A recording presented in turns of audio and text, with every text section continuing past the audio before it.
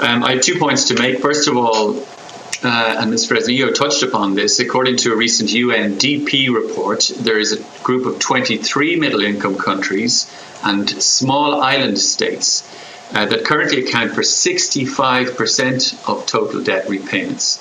And while I accept and support the idea of reaching the furthest behind first, we are talking about a potential austerity across the global south in countries that cannot access the same low-cost capital that other developed countries can do. So the fact remains also that many small island states fall into this gap, and that is particularly concerning. They are on the front line of the climate crisis, and as has been pointed out, climate finance itself is adding to the debt bubble that is about to burst across these middle-income countries and the global south. So my question, therefore, to both speakers is if you could explain why these countries are still ineligible, given these circumstances, for the common framework.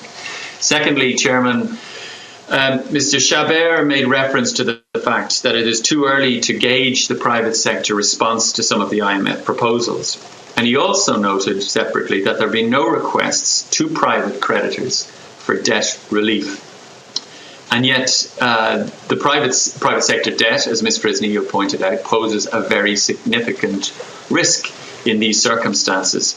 And 47% of IMF lending is used to pay creditors in the private sector. So my question really is why? Why are there no requests to private creditors for debt relief? And what is being done to address that? It seems to me to be a very serious gap. And you might also, Mr. Chabert, explain a little bit more when you say that there's an elevated financing need to meet the SDGs, and I'd appreciate if you could expand on that a little bit. Thanks very much, Chairman.